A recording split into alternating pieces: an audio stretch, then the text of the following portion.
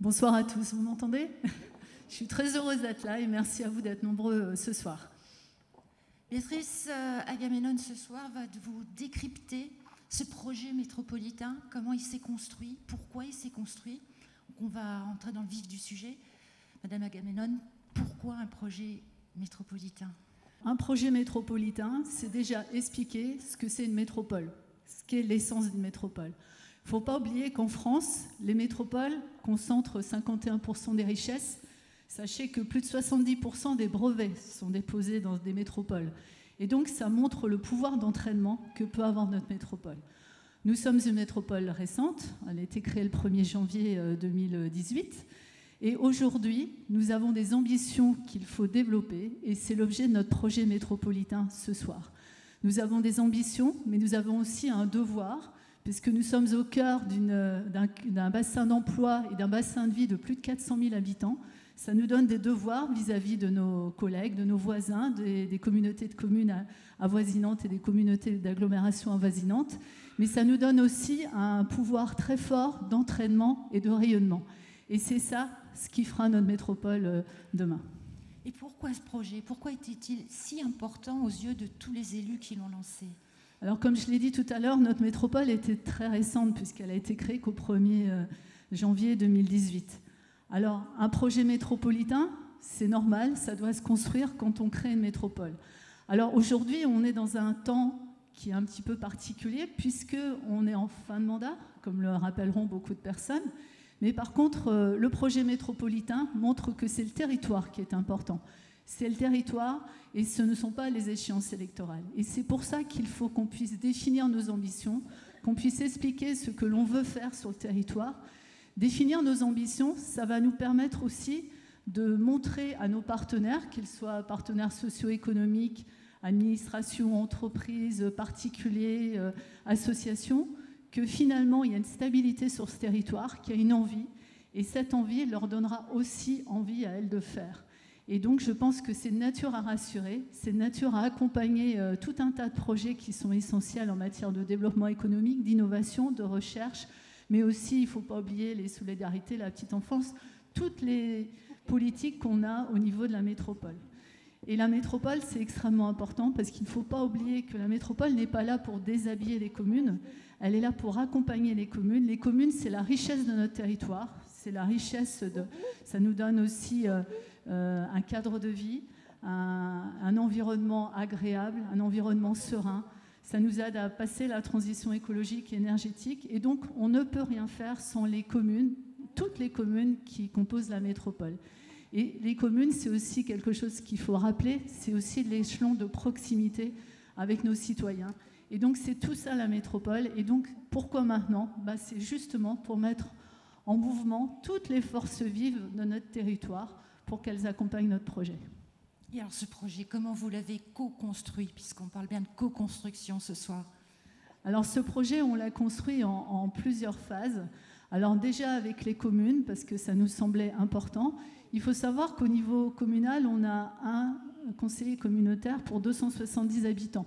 Donc quelque part, les communes représentent finalement une vaste consultation publique par leurs conseillers communautaires, puisqu'ils nous donnent un peu la perception et le pouls du territoire. Donc ça, ces communes, c'est extrêmement important.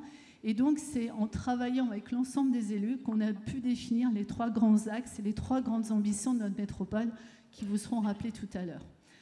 Alors ensuite, il était extrêmement important de rencontrer l'ensemble des parties prenantes, que ce soit les acteurs socio-économiques, le monde de la culture, les associations, les particuliers, le CODEV, le Conseil de développement durable, mais on a aussi les administrations.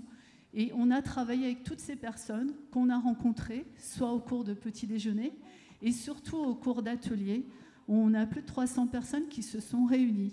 On a des mondes qui étaient extrêmement différents, qui se sont rencontrés, qui ont discuté, qui ont échangé leurs ambitions.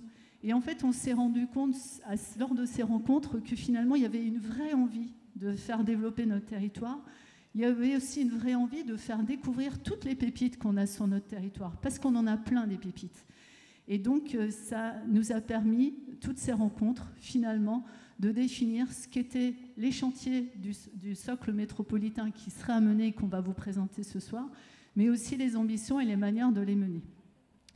Alors ensuite, j'insiste aussi sur les habitants. Alors les habitants ont été beaucoup représentés par le CODEV, le Conseil de développement durable. Il y aura une intervention tout à l'heure de la table ronde de Madame Malhomme qui vous donnera aussi son témoignage. Et les habitants, on a aussi l'intention de les associer plus tard lors des assises métropolitaines qu'on a l'ambition de tenir en janvier 2019. Et là, on aura des moments de grand public qui permettront d'associer plus les citoyens. Et puis enfin, nous avons aussi toutes les parties prenantes, que ce soit les services, les experts, etc., des questionnaires qui ont été mis en ligne, qui ont permis d'amender et de proposer un certain nombre de choses à notre projet.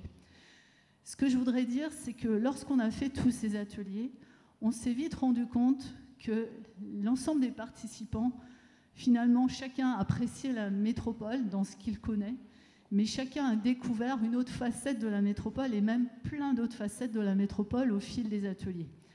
Et là, j'ai l'impression qu'en découvrant ces pépites, eh bien, on a commencé à avoir une certaine estime de nous.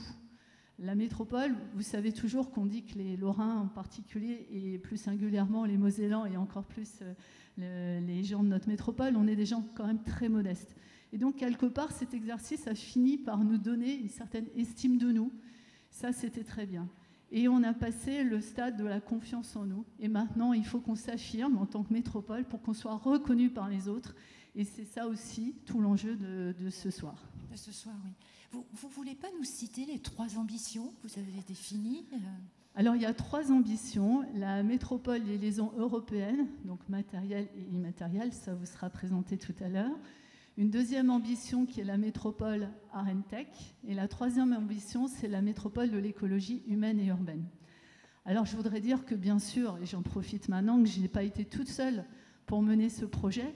Donc, moi, je suis vice-présidente en charge du projet métropolitain depuis le mois de mars. Et donc, précédemment, il y avait Henri Asser qui est au premier rang, donc qui a suivi ce projet et donc qui a mis beaucoup d'énergie. Mais j'ai aussi 3 élus pilotes, chacun pour des chantiers, donc qui viendront témoigner tout à l'heure. Et ces élus pilotes, donc ici Marilyn Weber, Patrice Bourset et Jean-François Schmitt, sont tous les 3 représentatifs du territoire, parce qu'ils sont tous les 3 maires de communes plus ou moins importantes, et donc ils nous ont aidés à construire un projet qui parle aux communes. Et notre enjeu aujourd'hui, c'est aussi que les communes s'approprient ce projet et puissent le porter dans toute leur politique publique. Parfait. Vous nous parlez un tout petit peu du déroulé de la soirée, c'est même si vous l'avez distillé tout au long de vos propos, mais que le public puisse savoir à quoi s'attendre. Voilà. Alors la soirée va se dérouler en plusieurs temps. Donc on aura déjà un premier temps où les élus pilotes vont amener leur témoignage et apporter leur témoignage. Comment s'est construit ce projet? Qu'est-ce qu'ils ont amené? Quels sont les grands enseignements qu'ils ont pu en tirer? Et surtout, quelle est l'énergie qu'on a pu en tirer? Parce que je pense que le projet métropolitain, c'est beaucoup d'énergie, beaucoup d'envie. C'est de l'amour et c'est du cœur. Il ne faut pas l'oublier. Et j'insiste là-dessus parce que c'est ça qui fera notre métropole, c'est cette espèce d'entraînement. Et il faut que la métropole parle au cœur de tout le monde. Et ça, c'est extrêmement important. Donc, il y aura déjà ce témoignage des élus. Vous aurez un petit film qui vous rappellera les 3 grands axes du projet. Alors, chaque axe est multiplié par quelques chantiers. Il y en a 10 en tout qui vous seront présentés de façon assez rapide par un petit film. Et après, nous aurons une table ronde avec des forces vives du territoire, entreprises, associations, qui viendront témoigner quelle est pour eux une métropole qui attire, qui entraîne et qui a un effet de développement qui soit démultiplié parce que tous les acteurs sont autour de cette table. Voilà, donc on attend beaucoup de ces témoignages. Et puis à la fin de la séquence, on aura une remise du socle métropolitain à Monsieur le Président de notre métropole. Et les élus auront maintenant à se l'approprier. Il est très important, comme je le disais tout à l'heure, que les élus se sentent concernés, qu'ils puissent décliner dans leurs projets communaux, municipaux, les grands enjeux de la métropole, qu'ils puissent le partager avec leurs concitoyens et que, enfin, on puisse avoir une espèce de démultiplication de cette envie après au sein de la population. Et donc, ce soir, on va vous présenter un certain nombre de choses. L'étape suivante sera le projet métropolitain. Donc dans l'intervalle, c'est vraiment l'appropriation par les élus, par les entreprises, par les parties prenantes. Vous avez un questionnaire qui vous a été proposé tout à l'heure en entrant. J'espère que vous remplirez ce questionnaire, parce qu'avec ce questionnaire, on connaîtra vos priorités d'action, quels sont les champs que vous souhaitez qu'on développe, quels sont pour vous les éléments qui font qu'on sera métropole demain, et une vraie métropole qui compte. Ce qu'il ne faut pas oublier, hein, on n'est pas une métropole pour faire plaisir au territoire. On est une métropole pour exister en France, mais surtout, on est une métropole pour exister en Europe. On a les compétences, on a les capacités, et je pense qu'on peut le faire, mais encore faut-il que vous y croyez tous et que vous nous accompagniez tous. Donc, remplissez ce questionnaire, pour nous, c'est extrêmement important. Et puis, en janvier, comme je le disais tout à l'heure, on aura des assises métropolitaines qui seront, pour nous, le moment de présenter à l'ensemble de la population l'ensemble du projet, qu'est le projet métropolitain. Et vous savez très bien qu'il y a des échéances électorales qui vont arriver par la suite. Ce qu'on a choisi, c'est de vous proposer les 100 jours du projet métropolitain qu'on vous présentera tout à l'heure. 100 jours d'action, de manifestation, à la fois techniques, parce que bien entendu, il y aura des projets qui seront à mener au sein des conseils, au sein des entreprises. Mais la métropole, c'est aussi un effet d'accompagnement. La métropole est là pour inciter, impulser, mettre en réseau, aider. Donc la métropole, c'est aussi vous aider toutes et tous dans cette salle à décliner vos projets. Donc cet effet d'entraînement pendant les 100 jours. Et on aura aussi tout un tas d'événements sur le territoire pour marquer la métropole, mais surtout aux yeux du grand public.